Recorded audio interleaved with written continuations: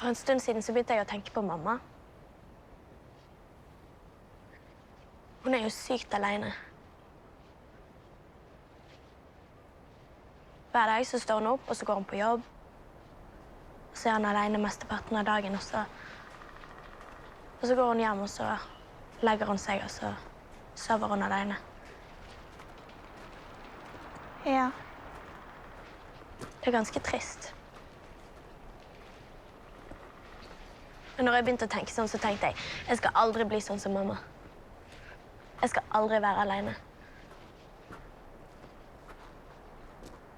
Jeg bare forstår det, liksom.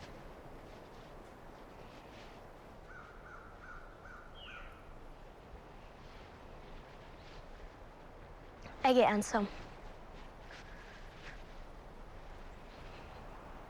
Jeg merker det. Jeg vet ikke helt om jeg blir mindre ensom av å flytte til Bergen. Jeg håper det. Men jeg er ikke sikker. Jeg hadde liksom tenkt at når jeg flytter hjemmefra, da skal alt bli bra. Det skal alt være perfekt, og jeg skal få mitt eget liv. Nå er ikke jeg sikker lenger. Men du er jo så ung. Hører du i det hele tatt hva det er du sier nå? Jeg høres helt syk ut, gjør ikke jeg det?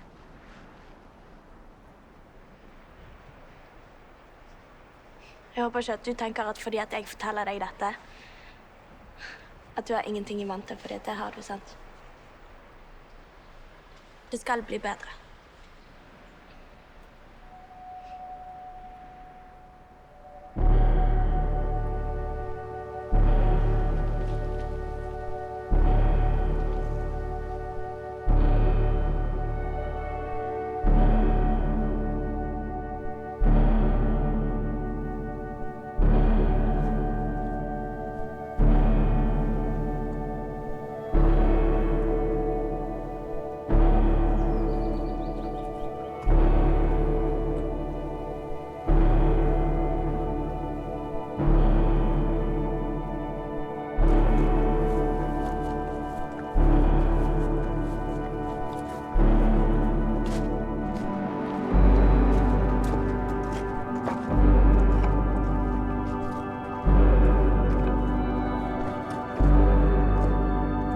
Skal du gjøre det?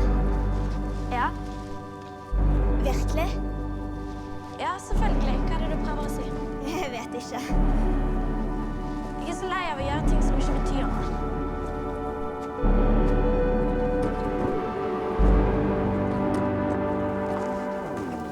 Her er det.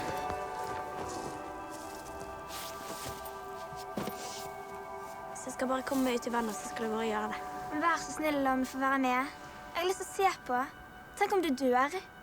Ja, men jeg dør jo ikke. Det kommer til å gå fint. Jeg skal gjøre det alene. Du må vente her. Nei, du må gå inn der. Hva om det ikke skjer noe? Hva betyr det? Jeg vet ikke. Men kommer du til å se Gud? Jeg vet ikke. Men kommer du til å høre han da? Men hva betyr det egentlig? Jeg vet ikke. Kanskje det betyr at det finnes en Gud. Eller kanskje det betyr at hvis ingenting skjer, så er det ingenting. Eller så kan det bety at det finnes noe.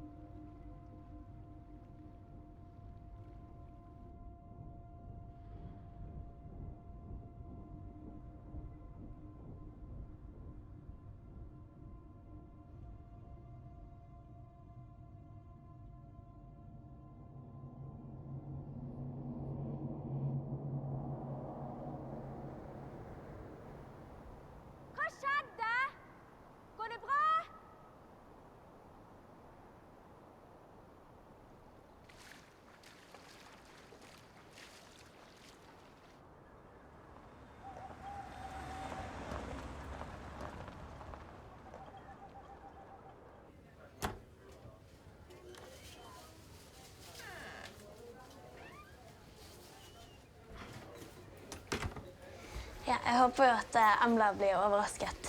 Det tror jeg nok at hun blir. Jeg gleder meg veldig til å se henne. Er det lenge siden du har sett henne? Det er en god stund, altså. Så hun og kjæresten bor jo i Bergen. Så det blir kjekt. Ja. Og mamma har jo fikset meg jobb. Ja. Så Bengt, husker du det? Husker han? Ja, han har jo en sånn butikk som jeg skal jobbe i. Og så skal jeg bo i leiligheten over. Oi. Er det kort vei på jobb? Veldig kort vei. Så det er jo perfekt, så da må dere komme på besøk. Å ja, det skal vi. Må du besøke bestefaren? Ja, det skal jeg gjøre. Det må du gjøre. Jeg synes det er kjekt. Ja. Jeg gleder meg, jeg. Selv om det er litt skummelt. Litt skummelt. Det går nok bra, det. Ja. Astrid, du kommer, sant? Ja. Hvor jeg satt, hvor er ditt og datt? Hvor er pungen som jeg hadde 4 kroner i? Jeg er sikker på jeg hadde den i går. Hvor koppen min? Hvor er stroppen min? Hvor er hullene som var på strømmen?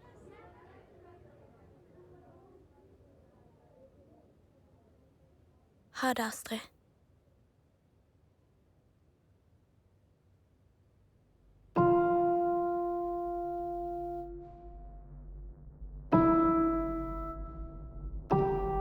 Det føles som vann.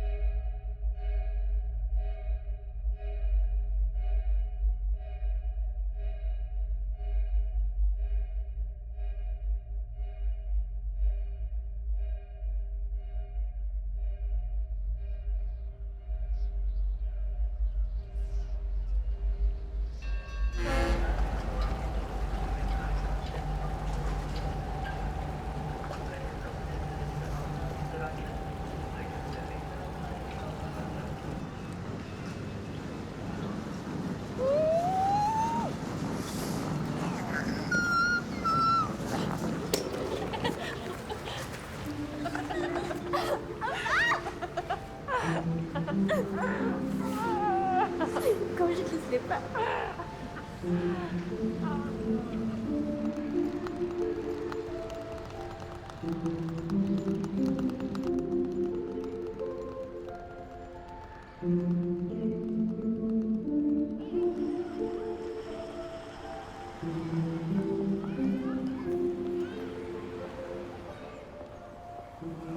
Det er så digg at Bergen aldri forandrer seg.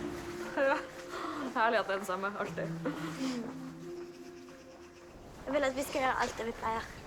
Ja, men det skal vi jo. Jeg ordner fri fra jobb. Gud, hvor grei du er da. Hva gjør du? Jeg gleder meg.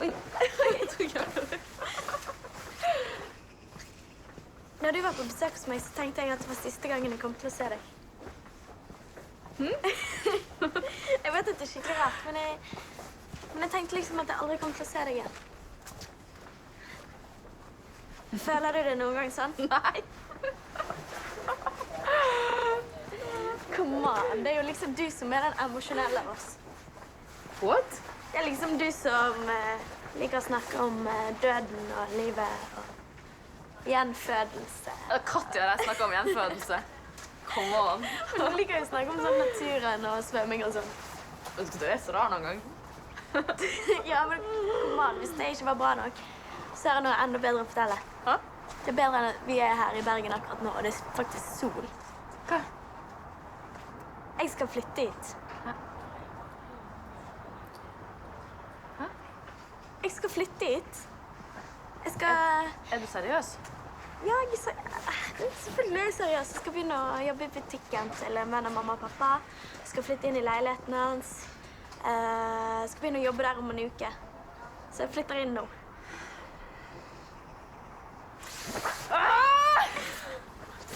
Hva skjer?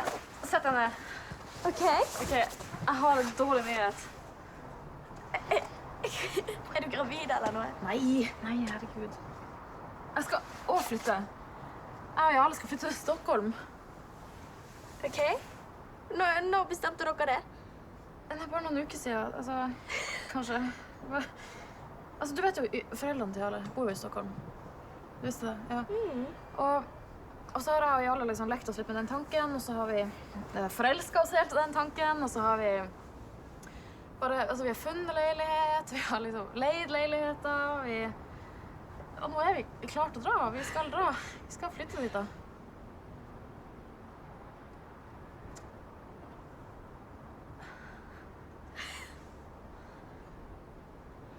Men Så seriøst, bare glem at jeg sa det.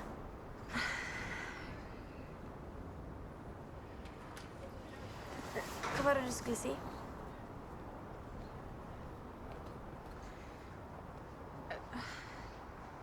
kanskje jeg bare blir. Ja, men du, hallo.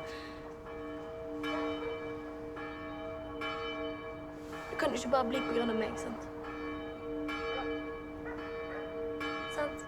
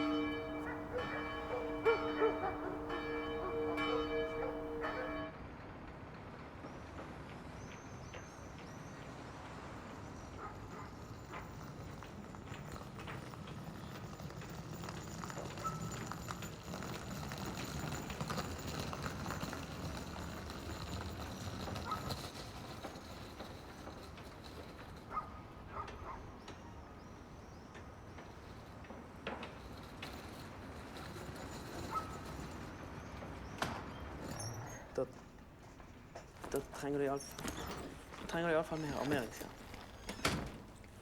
Når ville du ha det levert? Tirsdag.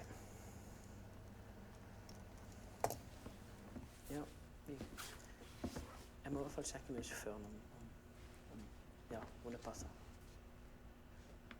Ja.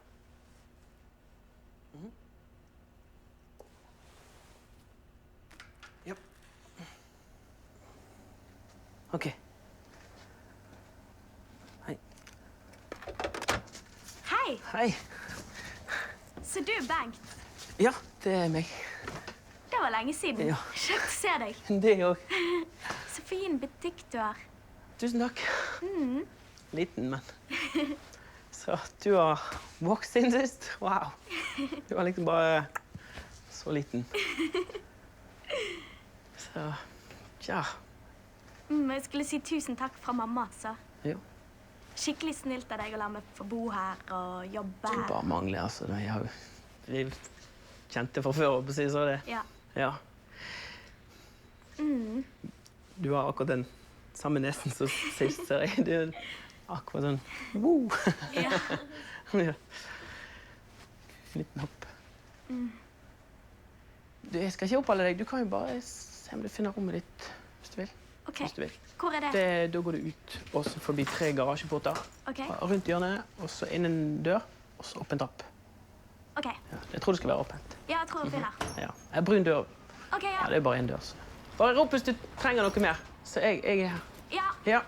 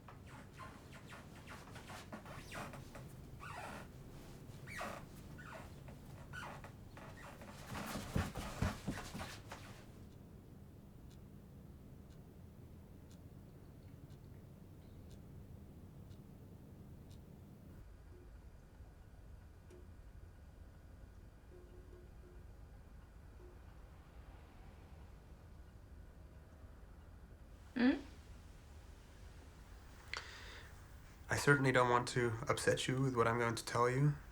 And you, Dagny, I don't want to make a bad first impression on you. It's okay.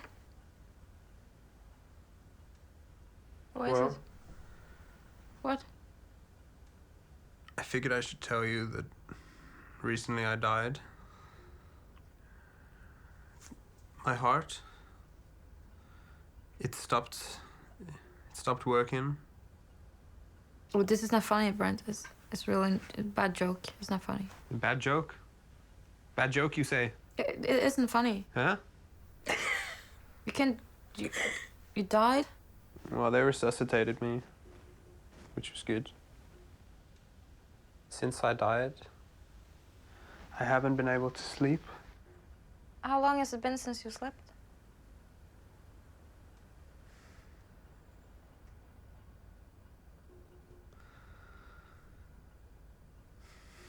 Seven? 7 hours? I haven't slept for 7 days. That's not okay, Brent. This is really not funny. Have This you is tried to sleep? Oh, you bet. It's like I lay down in my bed and I close my eyes. And you know the trick where you go like the left leg is sleepy, the left leg, and then you go the right leg is sleepy, and you work your way up the whole body. Maybe you guys don't know that one, but and just as my eyes start to get heavy, And I feel like sleep is coming. Just in that moment. The adrenaline just kicks But in. this is and not I'm- okay. This is crazy. No one goes for a week without sleeping. It's not okay. That's crazy. Well, have you gotten I this think you're wrong checked there, out? Embla. I did a little research of my own, and I found that there was a man, and he went an entire year without sleeping. What happened to him after the year? He died. But I mean, that's a year. For me, it's only been so many days. You have to get this checked out. Brent? Han er veldig rar. Han bruker ikke å være så rar. Det er dødsmorsomt. Jeg tror at vi må få han med ut en tur. Og lufte han. Har du tid? Ja. Okay. Brent? I think we should go outside for a walk or something. Okay? Do you want to? Not especially, no. I think it would be good for you. We could take my car. Okay.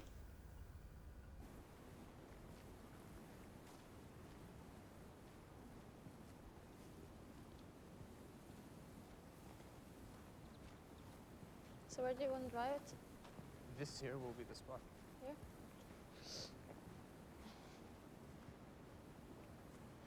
Just wait up. Where are you going?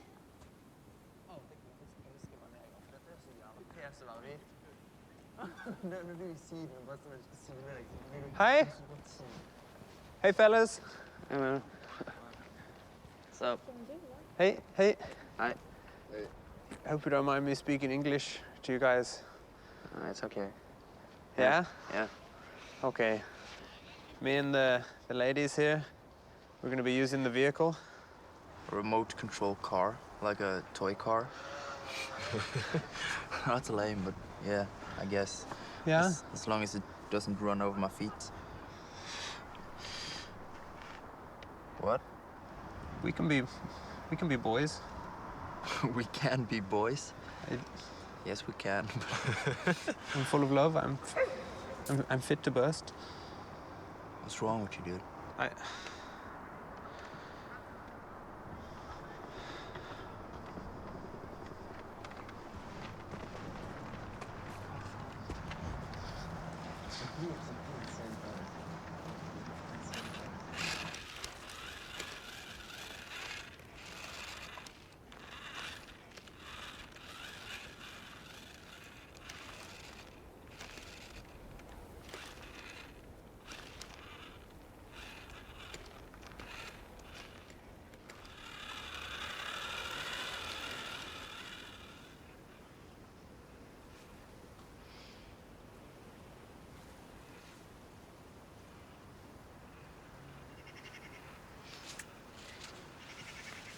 Jeg har ikke bestemt meg ennå.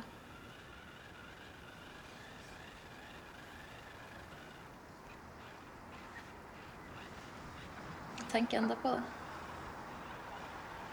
Kjenner.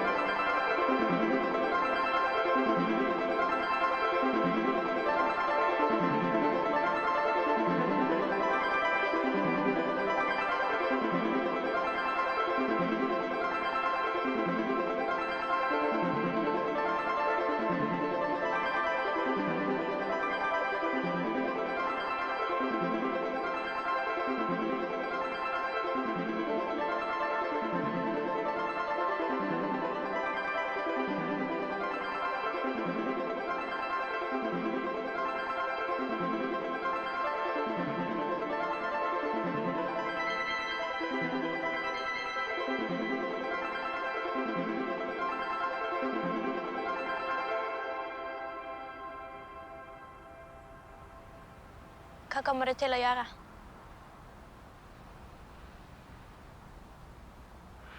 Hva ville du ha gjort? Drep meg. Nei, seriøst. Jeg vet at det ikke er rett å tenke sånn. Det er bare det at vi har kjent hverandre i 10 år, og så har du kjent han i 1, og så likevel så velger du han foran meg.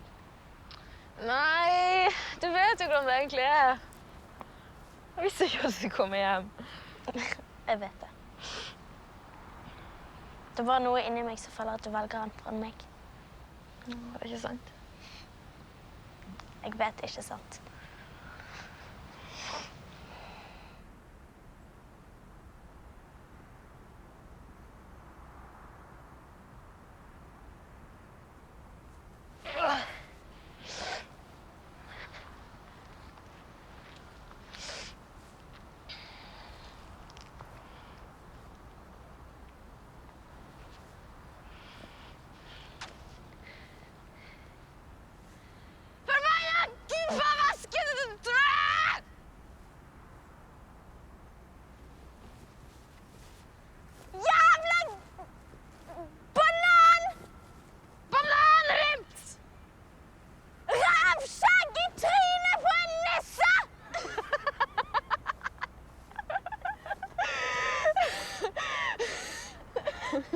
Beklager. Jeg hater det.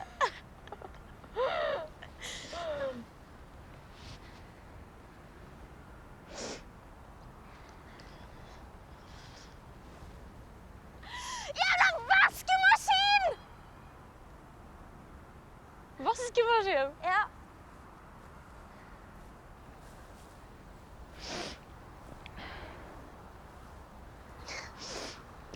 Husker du når vi gikk opp der borte? Ja. Ja, jeg husker det. Det var fint. Jeg var der for en måneds tid siden. Jeg tror akkurat som de må sperre av området. Det var fint da.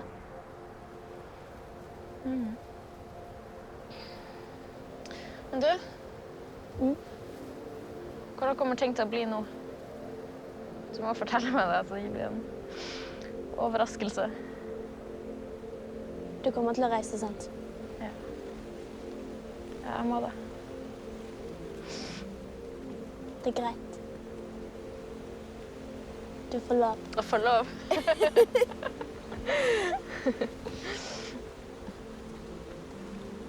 Og jeg kommer til å savne deg sånn.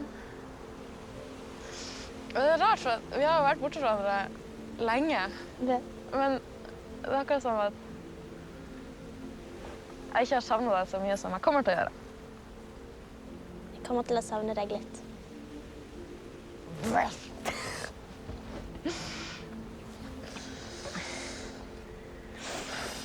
Men du? Ja. Jeg føler meg flau. Hvorfor det? Altså, jeg skulle ikke bare kommet her og tenkt at du kom til å bli, liksom. Nei. Det skulle liksom være en overraskelse. Jeg er så jævlig dum. Jeg er så sykt dum!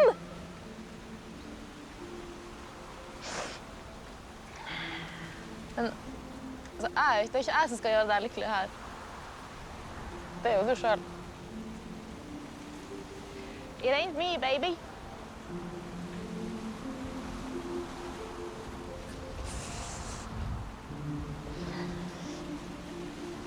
Satans helvetes fly! Jævla bananaskrell! Vi skal på gamlehjem sammen! Gamlehjem! Vi skal sitte i rullestol! Dagen er gamle gammel! Du skal bli gammel! Jeg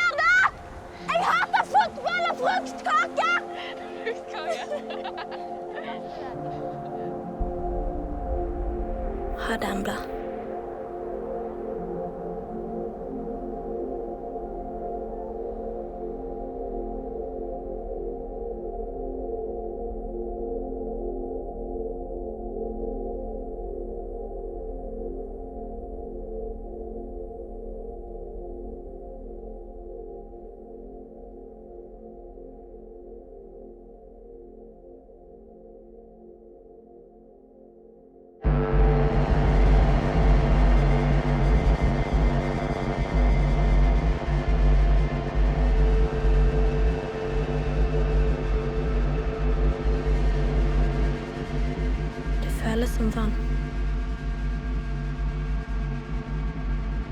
Det føles som strøm. Det høres ut som et summende kjøleskap.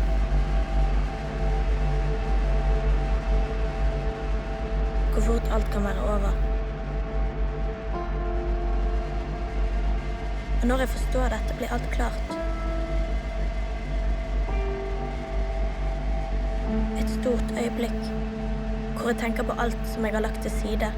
Alle disse viktige og store sannhetene, alt på en gang.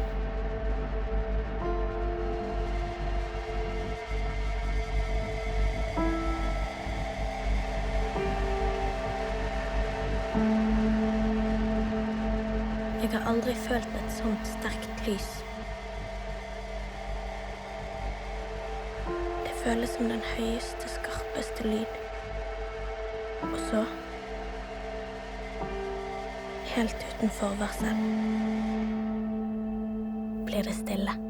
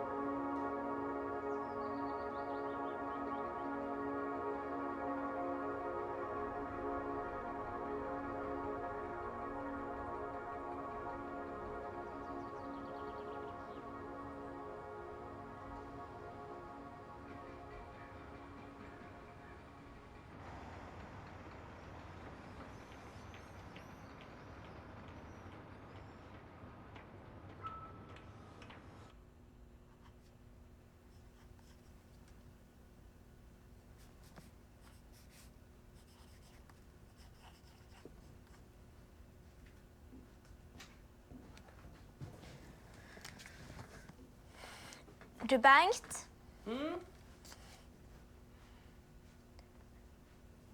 Hva gjør du når du ikke er på jobb? Hva sa du? Hva gjør du når du ikke er på jobb?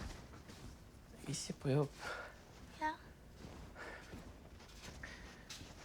Nei. Jeg ser vel en god film. Ok. Hva er favorittfilmen din? Heathers. Ok. Den er bare utrolig god film. Det handler om en jente som heter Veronica. Og hun er bare utrolig flott liksom, jente. Og så er det en jentegjeng, sånn overlegen jentegjeng, som liksom har en klikk som heter Heathers. Og så det ser det jo ut som en sånn typisk amerikansk high school-komedie, men så plutselig kommer det inn en gutt som heter JD. Han skaper jo et sånt helvete, rett på siden, rett ut. Han går rundt på skolen og skyter folk, og Veronica, hun var faktisk forelsket i han først da. Og så plutselig så begynner hun å skyte rundt seg. Det er jo ikke noe du forventer skal skje, liksom. Det er jo helt sprøtt. Og det jeg synes det er så genialt med den filmen, for liksom alt er bare vridd på hodet, og blodet flyter, og språk og stemningen er bare så dyster og mørk. Det er skikkelig vittig. Fett. Jeg husker Jeg husker han kom ut, og jeg så han i vel i 88. Og da jeg likte at han var så annerledes da, at han liksom, det var ikke det du forventet av, liksom.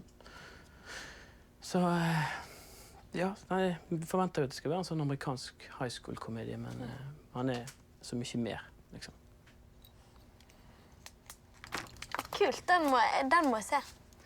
Ja, absolutt. Så, men du, det faktisk en ting du ikke har lagt merke til. OK. Ja. Nå har vi faktisk snakket sammen ganske lenge, men det noe viktigste ikke du har sett.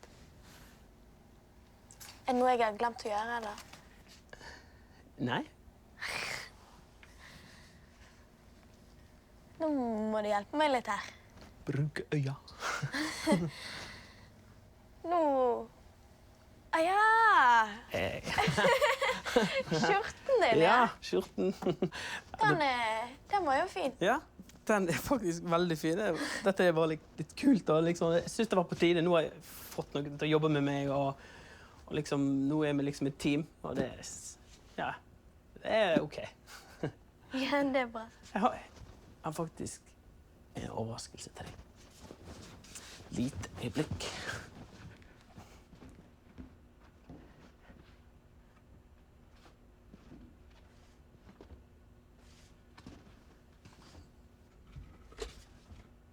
Ja, jeg ville bare si at siden du kom, så har faktisk salget her økt med 15%. Og det jo gode nyheter. Ja. Jeg vet jo du har bare vært der i 2,5 uker, og det kan være at det tilfeldig, men uansett så det noe jeg har lagt merke til, så jeg har lyst til å si til deg. Og det at jeg setter...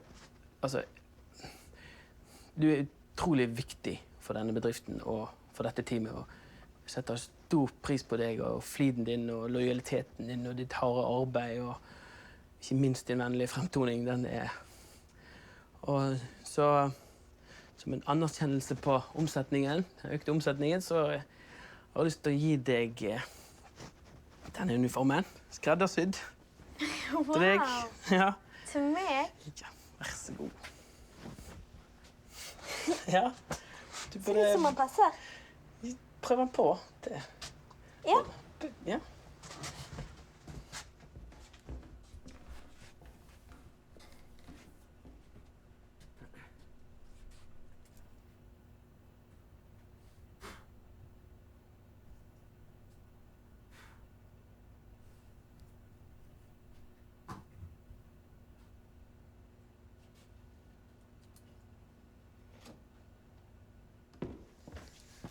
Ta-da!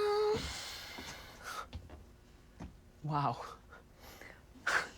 Du ser bare kjempebra ut, rett og slett.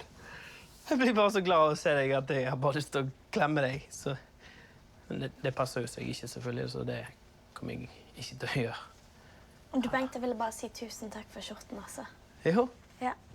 Jeg setter virkelig pris på det, altså. Jo, vær så god. Yes. Unnskyld, det ble helt... Det går fint.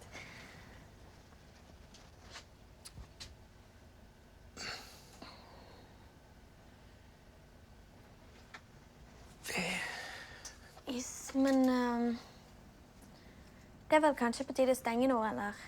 Hva synes du? Ja, det kanskje på tide. Jeg kan gå bak og rydde litt imens. Ja.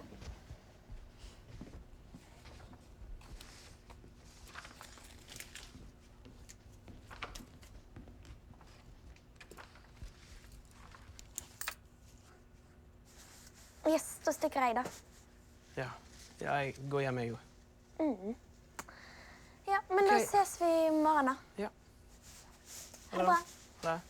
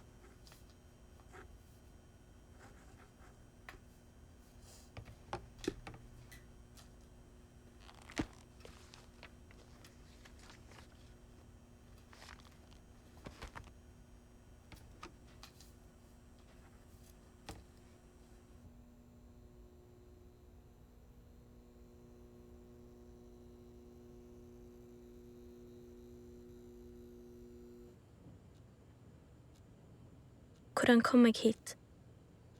Alt jeg har gjort, alle stedene jeg har vært, har ført meg hit til dette øyeblikket hvor jeg ligger akkurat i den sengen. Jeg husker det gamle rommet mitt og etasjesengen som til slutt ble for liten. Jeg husker braket og stikk i hjertet da pappa rev ned. Rommet mitt hjemme. Jeg kunne høre mamma nede. Hun pleide å være på kjøkkenet, snakke i telefonen, tulle. Og noen ganger gråt hun. Sengen som broren min og jeg delte da hele familien var på ferie i Mexico. Baksetet i stasjonsvognen vår. Setene var røde og gule. Å sovne med en stor dag foran seg. Å sovne mot slutten av en stor dag. Jeg satt i sengen kvelden før min første skoledag, med vinduet på vidt gap. Friheten skulle akkurat til å forsvinne. Men i sommerluften så kunne jeg fortsatt fornemme den. Jeg husker at jeg så på stjernene før jeg sovnet i sykkelkurven til pappa, på vei hjem fra Vattedal. Jeg kjørte forbi barndomshjemmet mitt og så at det bodde en ny familie der. Gaten var den samme som før. Alle naboene som vi vokste opp med var fortsatt der. Men av en eller annen grunn følte jeg meg ikke velkommen lenger. Den gangen jeg var 7 år og plukket epler hjemme hos bestefar. Jeg kom hjem med fulle spann, la de i kasser og prøvde å selge de til naboene. Da jeg så på at huset vårt ble revet for at det skulle bli plass til nye leiligheter. Jeg husker at jeg sov i en fremmed seng på en fest mamma og pappa var på. Jeg husker at sengetøyet var rødt og luktet annerledes enn hjemme. Jeg kunne høre latter fra andre etasje der de voksne satt, og jeg kjente en fjern lukt av sigaretter. Jeg lurte på hva de snakket om. Snakket de om meg? Kom de til å huske å ta meg med hjem? Jeg trøstet mamma da hun brøt sammen og gråt på vaskerommet. Pappas stue. Han satt der ved siden av meg. Siste gang jeg gikk gjennom huset til besteforeldrene mine etter at de var døde. Jeg tok farvel med hvert rom med et kyss. Jeg husker sengen min hos besteforeldrene mine. Det blomstret i sengetrekket og måten bestemor pakket meg inn i din på. Jeg husker at jeg våknet foran en avslått TV, uten å vite hvordan jeg kom dit.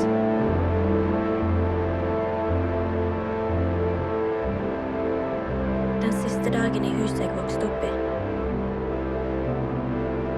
Jeg så rundt på taket, på alt jeg aldri hadde lagt merke til. Og lovte meg selv at jeg aldri skulle glemme noe.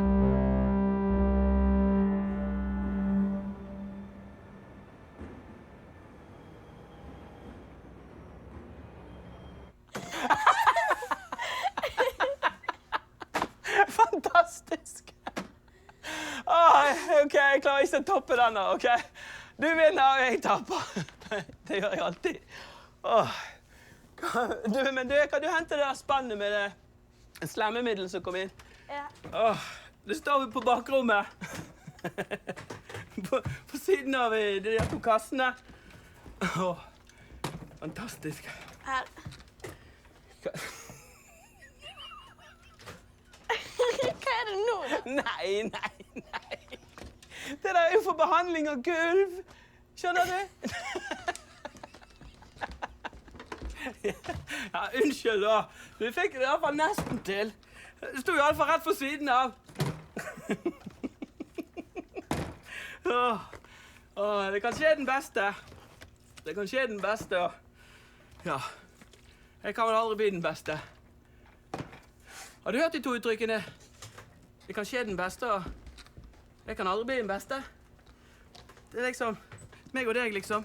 At deg, det kan skje den beste, og så meg kan aldri bli best. Ja, men det handler jo ikke om å være best. Det handler jo om å delta.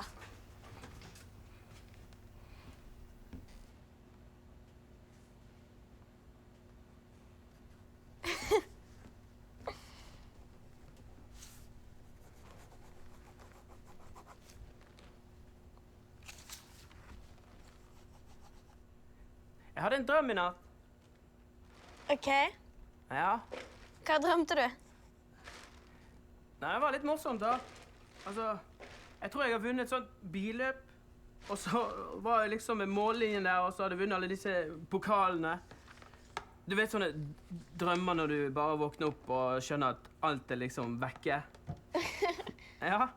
Og så var jeg liksom på sånn her åpning midt i ørken, og det var en elv for siden av, og det var alle disse flotte prisene.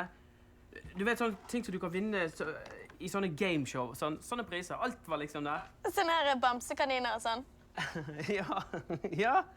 Og du var der, og liksom du ga meg skikkelig seierskyss. Du var bare så glad, og det var de flotteste bilene der, og det var sånne speedbåter, og alt var bare så... Ja.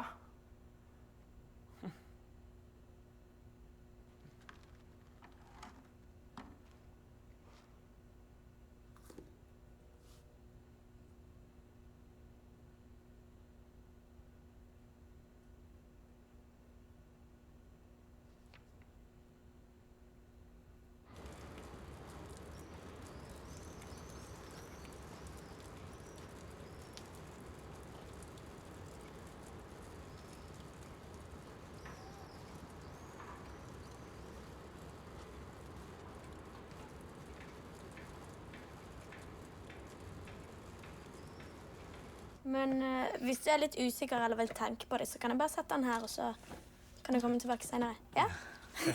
OK, men da ses vi senere. Ha det. Ha en fin dag. Dagny, Ja? jeg har tenkt mye på det som jeg sa tidligere, og jeg får ikke tenkt på annet. Jeg er så lei meg for jeg fortalte deg om den drømmen. Du, det går helt fint. Vi bare glemmer det. Ja, men... Er du sikker? Ja. Så da er alt i orden mellom oss? Ja, ja. Du skjønner, jeg har fått så lite søvn i det siste, og kostholdet har vært litt rart, og jeg har ikke fått liksom de rette næringsstoffene i kroppen, og da... Du bengt? Ja. Ryggen har vært litt dårlig også, da. Og da sover du gjerne litt dårlig når du... Bengt, Ja. det går helt fint. Vi bare glemmer det, OK? Ja. Sant? Jo.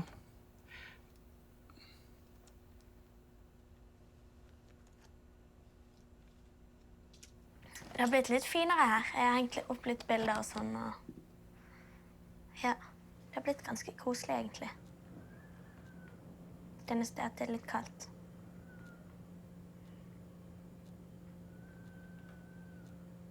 Jeg må bare spare litt penger og kjøpe noen. Skal jeg liksom spørre Bengt om det? Kan du ikke gjøre det? Han har liksom gitt meg jobb og sted å bo, og så... Mamma, hallo. Ja, jeg får heller fryse da. Ja, jeg gjør det. Ja.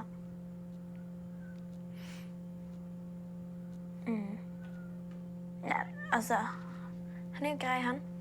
Litt rar, men det går bra.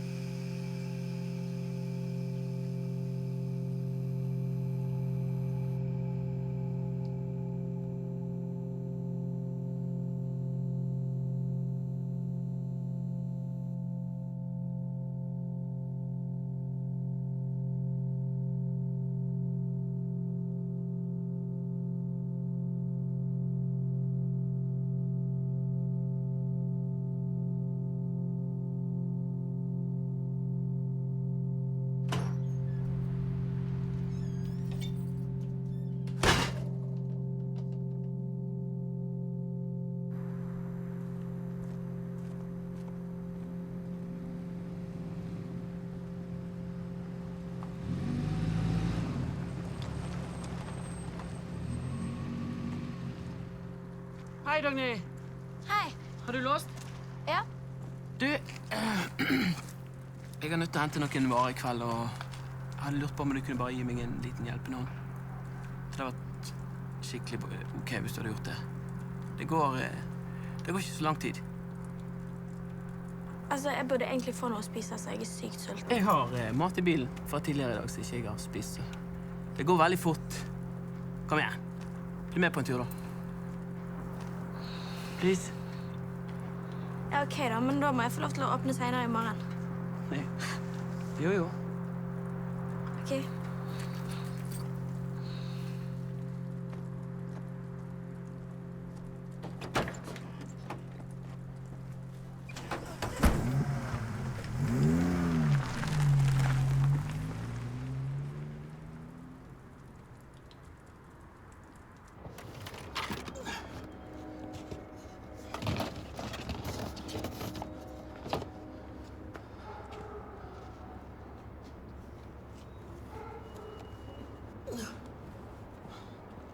Var det alt? Ja da. Sånn. Ok.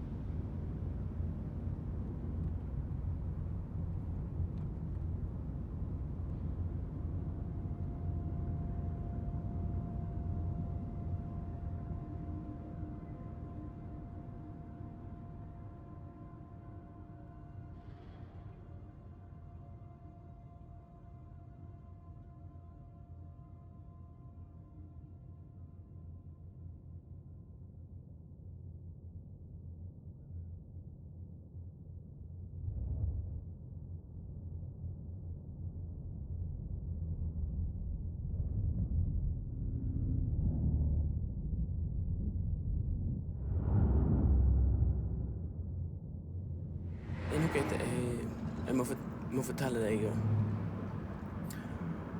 Jeg har tenkt å selge butikken. Tenkte liksom det var greit å begynne på nytt, liksom, eller finne på noe annet. Ja.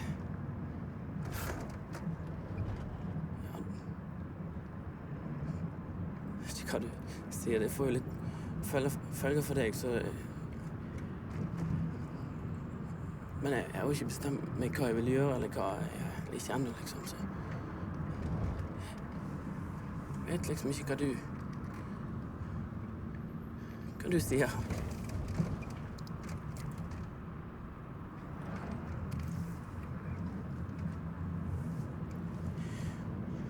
Ja, det hadde bare så godt å, liksom... Begynte et nytt liv, liksom, det...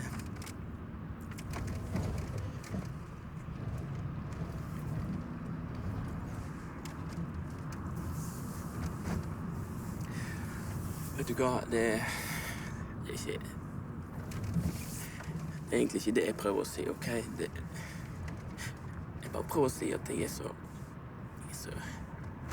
ensom, ok? Jeg er så ufattelig ensom. Hver dag så har jeg gått til butikken og bare låst opp, stått bak kassen, låst igjen og bare gått hjem. Jeg liksom orker ikke gjøre noe annet. Jeg klarer liksom ikke å holde følge med alle andre hva... Jeg føler meg bare så ubetydelig. Null energi til å...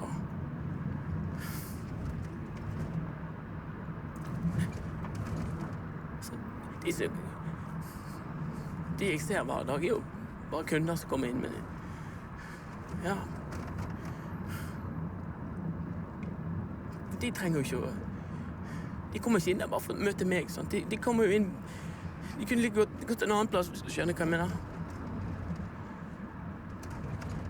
Så jeg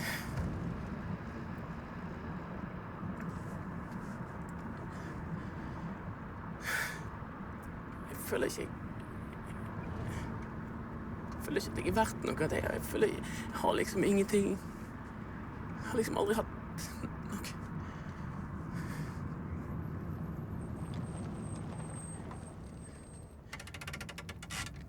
Men så ringte moren din.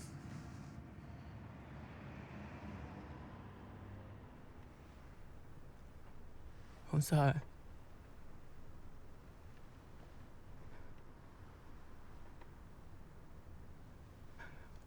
at drømmedammen min kom for å bo med meg. Det var ikke det hun sa. Men du er det. Jeg har ikke vært så lykkelig den siste måneden. Jeg har ikke vært så lykkelig siden kanskje hele livet. Jeg har aldri følt meg så lykkelig. Jeg har bare ikke visst hvordan jeg skulle takle det. Jeg har liksom ikke... Hele meg har vært full i følelser. Jeg har ikke klart å sortere ut hvordan jeg skulle oppføre meg. Jeg har ingenting, skjønner du? Og så har jeg tenkt at... En dag så dør jeg. Du kommer jo til å dø en dag. Jeg tenker, hvis ikke vi gjør dette her, så... Vi kommer til å angre på det.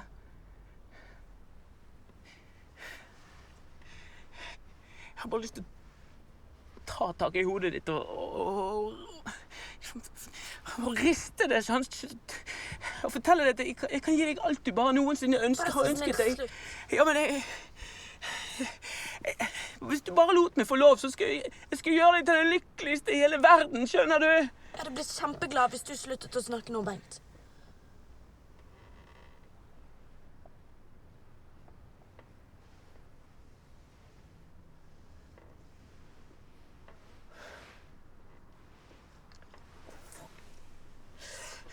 Jævla dum, Bengt. Du er så jævlig dum i hodet. Du er så jævlig patetisk. Ingen som fungerer med deg, Bengt. Faen, så dum du gjorde. Forbannet dum, jævla grinunge. Vær så snill. Vær så snill. Vær så snill. Hold kjeft. Men vær så snill, hør på meg da. Jeg elsker deg. Jeg elsket deg siden du var en bitteliten jentunge. Skjønner du? Nei, du vet selvfølgelig ikke det, men når du var liten, jeg fulgte jo med deg. Jeg kunne se på deg dagen lang. Jeg tenkte bare en dag, hvis noe fantastisk kunne skjedd, at jeg og du kunne blitt... Jeg så bare at du var ute, du lekte, du koste, du var bare så glad, du var så lykkelig. Og vet du hvor vondt det gjorde inni meg? Vet du hvor vondt det var å se på deg? Jeg ville være den som gjorde deg lykkelig, skjønner du? Jeg ville være den som gjorde deg glad, skjønner du? Jeg kunne ikke være der lenger, jeg måtte jo bare komme meg vekk og sånt. Jeg måtte jo det, jeg kunne ikke være der lenger. Hva hvis jeg aldri vil se deg igjen? Hva gjør du da?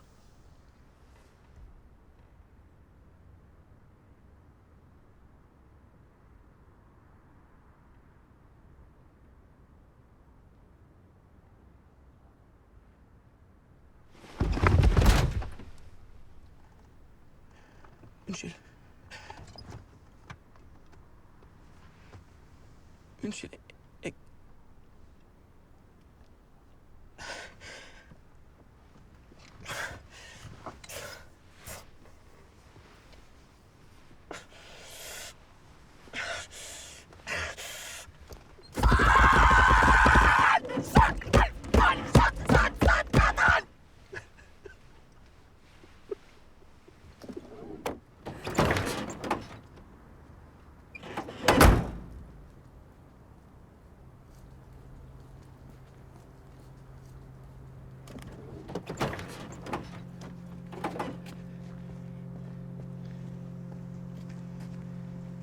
Hvor skal du hen?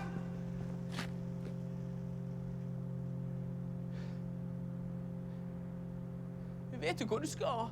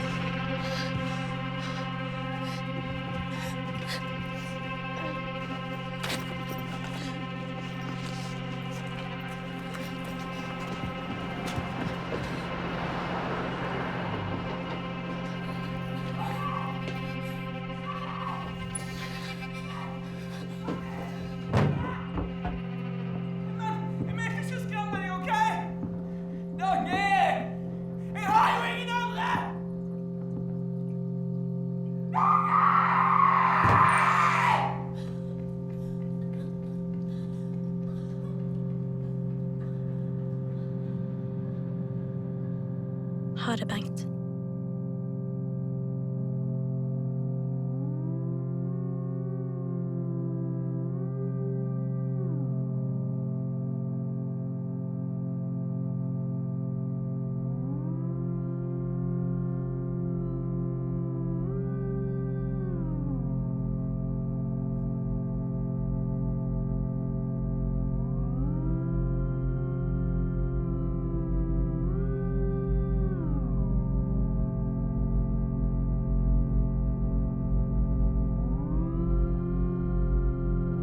Det føles som vann.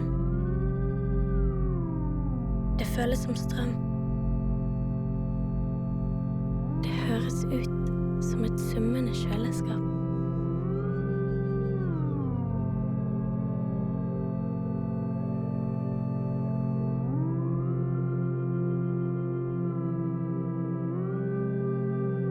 Det bærer vann, om det fantes noe sånt.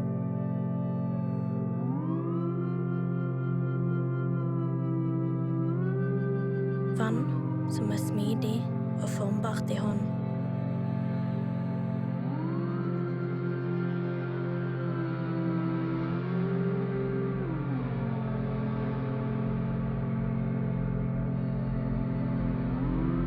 Vi som lever her og nå, vi er bare et lysglimt.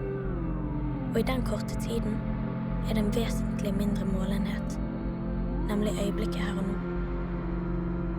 Gjorde jeg alt rett?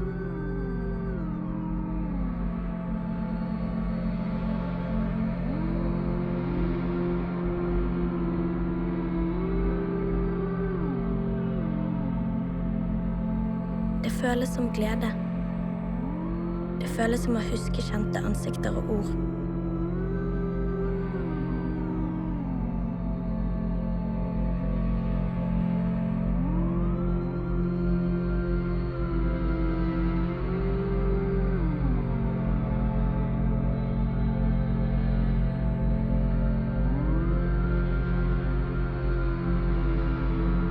Det føles som en oppdagelse.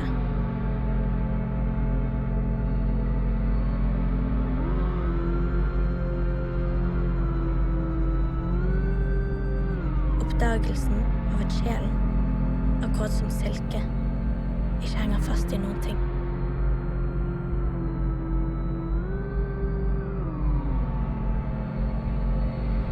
Føles varmt. Alt kommer til å ordne seg.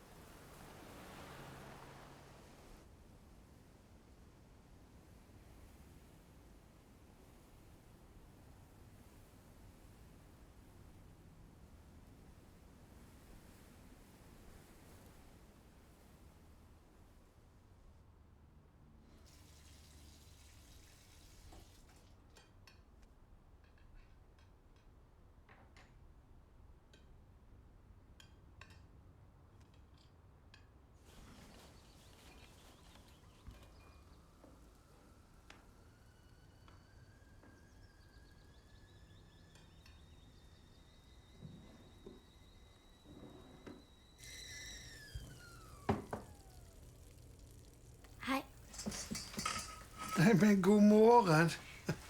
Var du sen I går? Ja, jeg beklager. Jeg håper ikke at jeg vekket deg. Nei. Har du lyst på en vaffel? Ja, takk. 1, 2, 4. En er bra. Du, denne tror ikke jeg har fortalt før, men en venn av meg som jobbet på en pizzarestaurant nede I byen, han fortalte om en gjest som kom inn og bestilte pizza, og han skulle servere, og så spør han denne damen, skal jeg dele den I 4 eller 8? Og så ser hun på den, og så sier hun, jeg tror du må dele den I 4, for jeg tror ikke jeg orker 8. Ja, det var en dum vits. Jeg synes det var morsom, og jeg bestefar.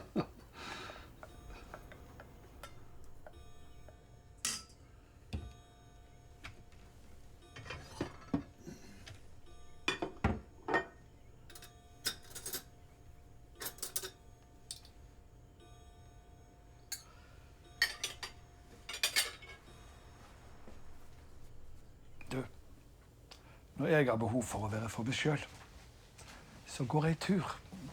Og her skal jeg tegne deg et kart, så dere får se. Jeg tror det er fint å gå tur. Og da pleier jeg å gå på gravlønnen. Det er en sånn ekstra fred. Da får du samle tankene samtidig, så du kan tenke nye tanker.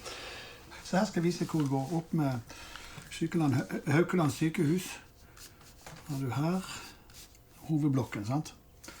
Så har du de andre blokkene bortover her, de gamle. Og her ligger du Møldal. Vet du at din oldefar ligger begravet der? Visste du det? Ja. Og når du skal tilbake til byen, så har du 2 muligheter. Du kan enten gå her, langs Store Lungåsvann, promenaden bort med jernbanestasjonen, eller du kan gå over Gamle Nygårdsbro. Du vil ha godt av å ta deg en tur. Takk, bestefar.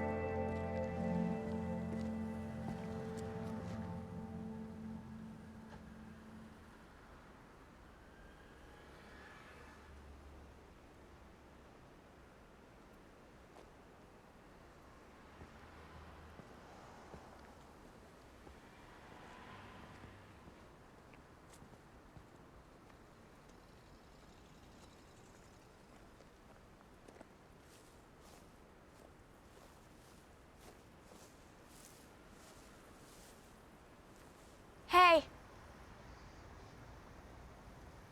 Brent?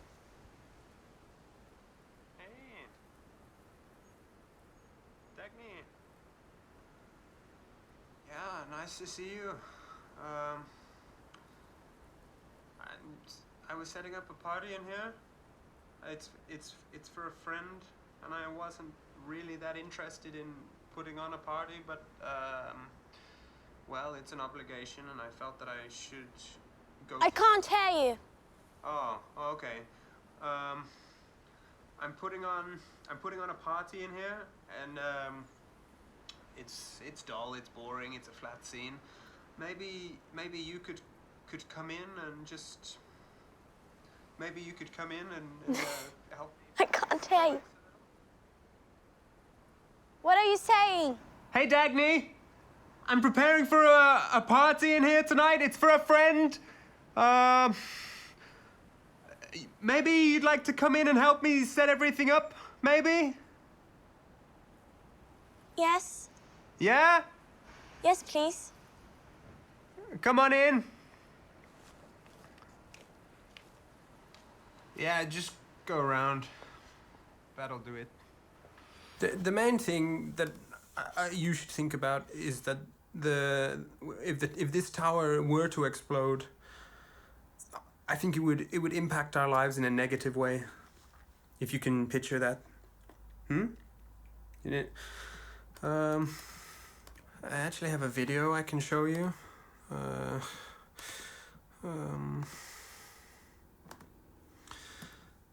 Maybe I don't have a video. What I'm picturing is a complete meltdown in Bergen. Just due to the mechanics of the whole thing. I want to show you this guy. He's called Peter, and he has ideas that are way beyond most others in his field. I believe in Peter, and this is some. I think he's it looks like his face is kind of melting when I Brent. lower him. You really shouldn't think so much about this stuff. It messes up your head.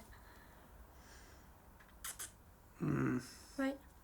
It probably does sound a bit weird to you, doesn't it? It does. Yeah. 'Cause, you know, it's been 5 more weeks that I haven't slept in. And so probably a lot of what I'm saying sounds utterly bizarre. But this is real. I think this is real. Is there anything I can help you do to prepare the party, or The part... do you want to get some sleep, or No. We should, what can I do? We should prepare for the party. I hope nobody comes.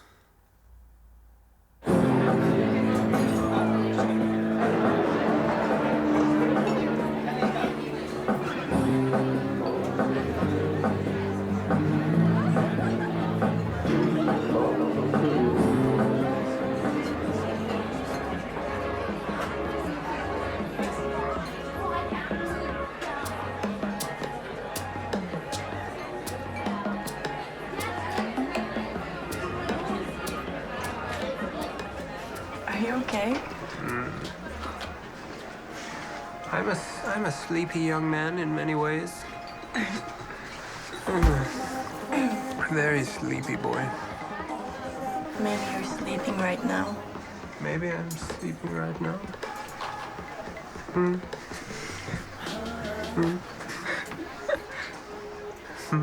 I think you should get some sleep. I think you should get some sleep. Can't you just lay down in the bed? Maybe I'm just... Count sheep. Yeah, count sheep.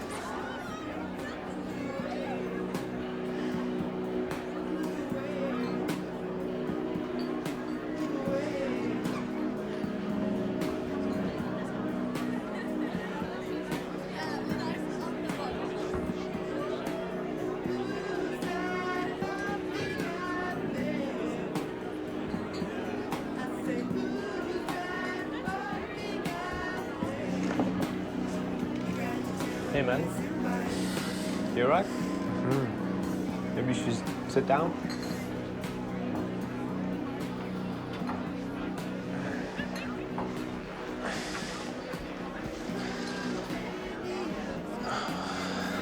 Relax. Dagny, I'd like to take this opportunity to thank you for helping me set up this party. That was really nice of you. I think I'm gonna go to sleep now.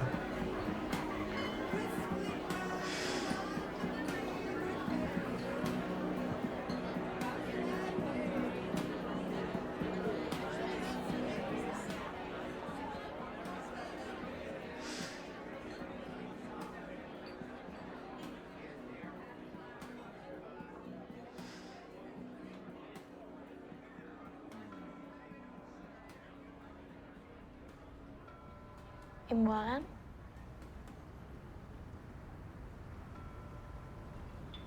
Jeg gleder meg. Det blir fint å se deg. OK. Du da. Ha det.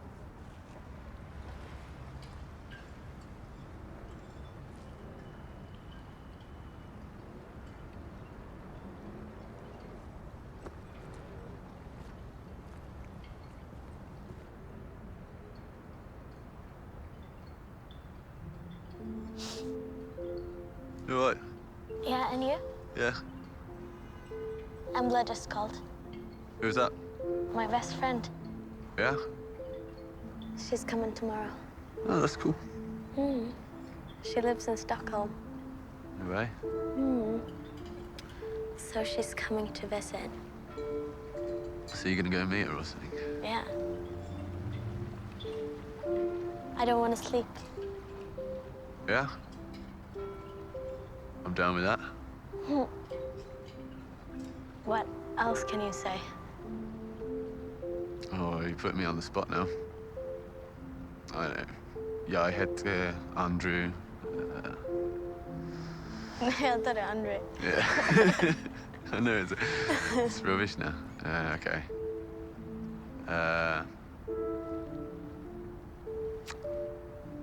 Ja, jag tror du har en väldigt fin ansikt. Oh, that's kind of cute. Okay, I'm embarrassed now. Don't be. I'm just gonna jump in. No, come on, come on. Where are you gonna get a rope from? I don't know. Try and find something. Come on, because I might do it in a second. Oh, come on. I want to know that I can trust you, I can rely on you. It's important. Maybe I would jump in. Yeah, but what's that gonna do? Are you a good swimmer? Because I can't swim. I'm a really good swimmer. You're gonna save me like that, how are you gonna get out? These are all very important things, Dagny. Yeah, but it's like, I'm what do you worried call now. it over there? And you're gonna drag me. Yeah, I'm gonna drag you. All And it's 11 the stone stream. The up me. stream will drag us down. And we'll climb We'll up. freeze to death before we get to there. It's not that cold. All right, do you want to test it? Oh, come on. Please.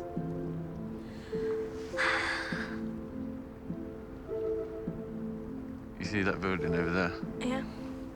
Got a studio in there. We could maybe go and hang out if you wanted. What kind of studio? Well, like a painting studio kind of thing. Who's the plum lion? The what? Do you like plum? What's plum? Plummer.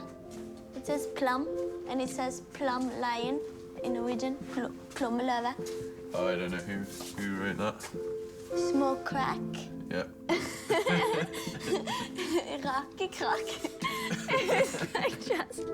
I have no idea. Every bit is kind of done at different I don't times. think Foxy Brown has a beard anymore. I love this one. That's great. You can add a piece. Yeah.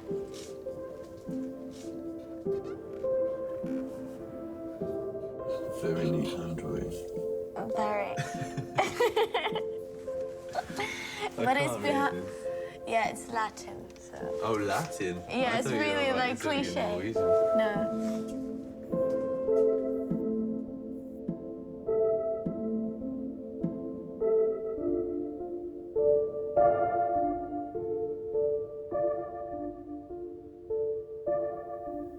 You comfy? Yeah. I think you're cool kid. You're pretty cool too.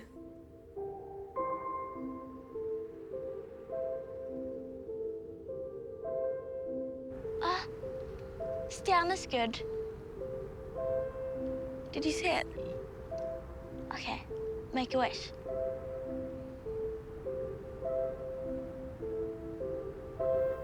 That experience exists. But just now, now things are different. It's not something I contemplate, or I haven't really up till now. But I'd like to say I would die old, but I think you shouldn't fear death.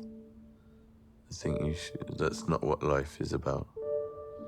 I think you should just live every day as though it were your last, but don't consider the last day. Or maybe live life like life was on pause, so you had infinite time.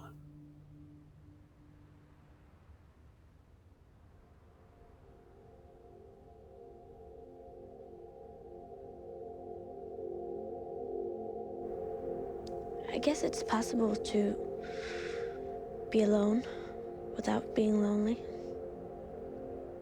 Have you ever thought that the biggest moments in your life, you spend them alone, you know? It's really personal, like being born, dying. We're here, but we're still alone, right? I don't know what you're thinking. I only know what I think. But I guess if this is being alone is quite okay. This is nice.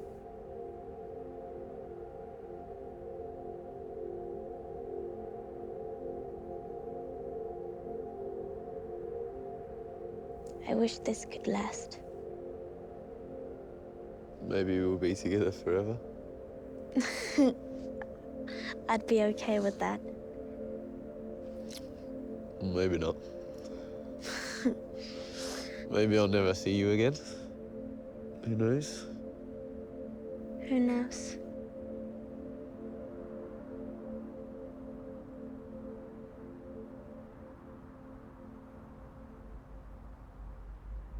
Ha det, Andrew.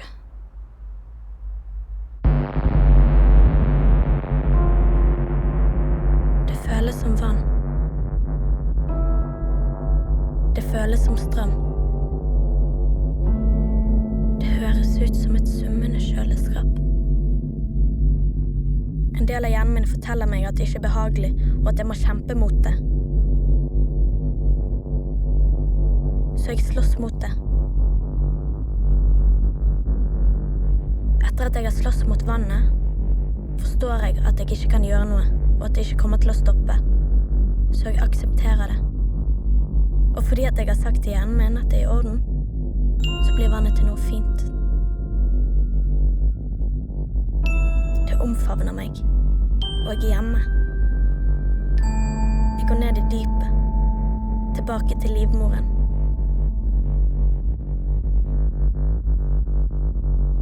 Det føles bra å bli til ingenting. Jeg føler at brystet mitt lettner. Jeg føler fred. Dette er fred. Jeg håper du får et godt liv. Hvem enn du er.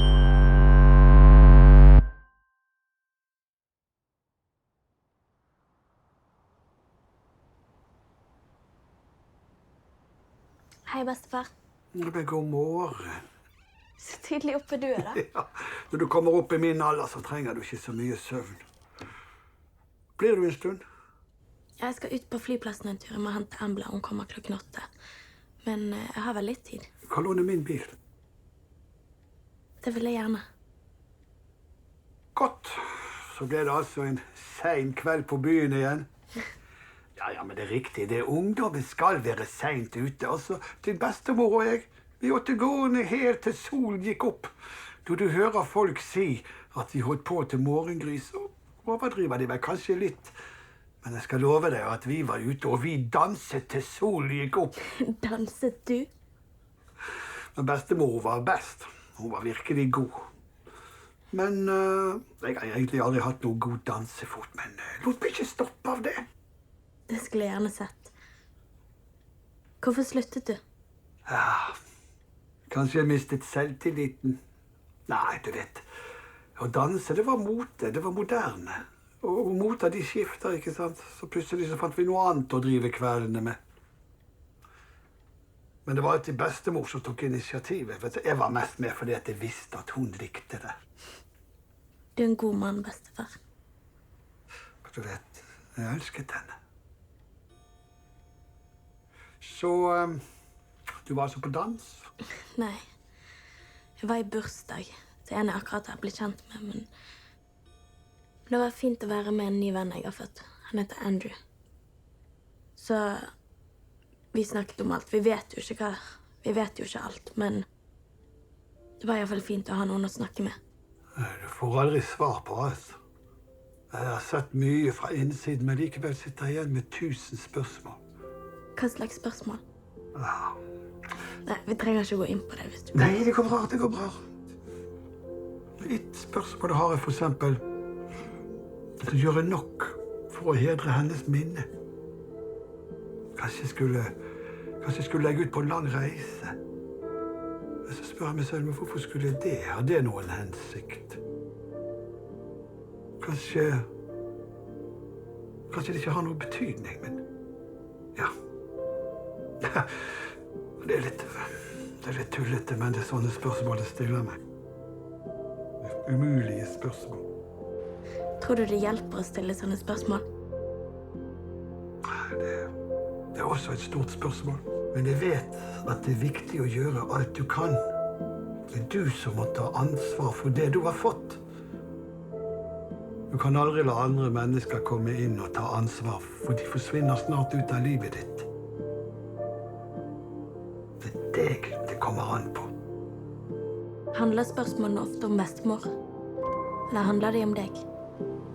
Det handler om alt mulig, men også om meg selv.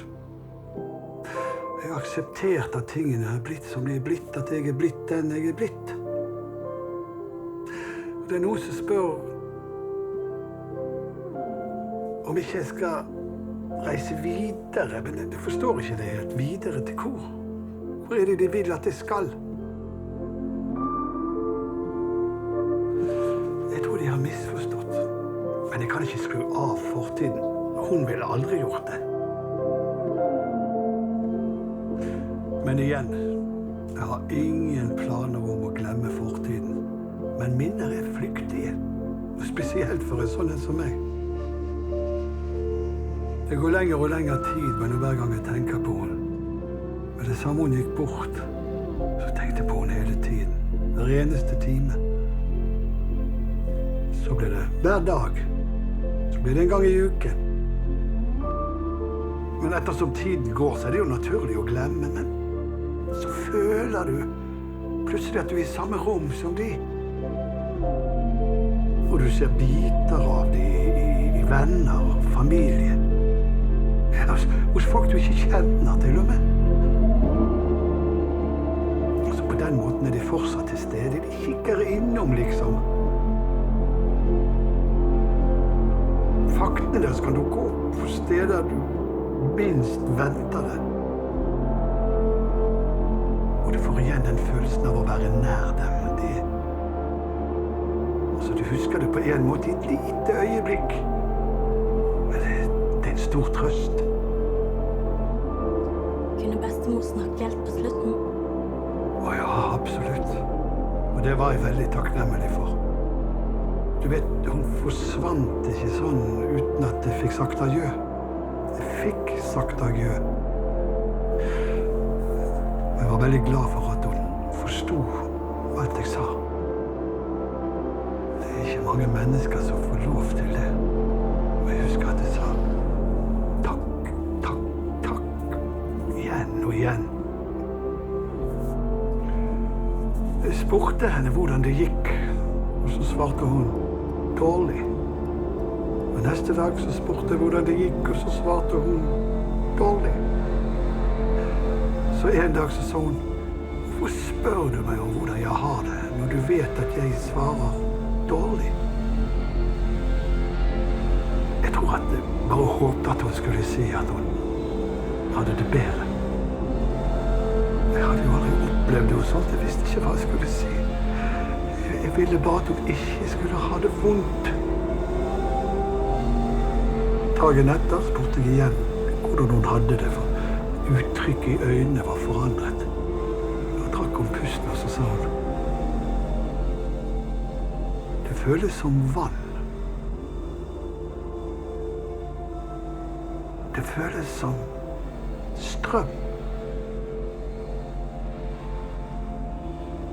Det føles som et summende kjøleskap. Hun sa at hun så de menneskene som elsket hun høyest.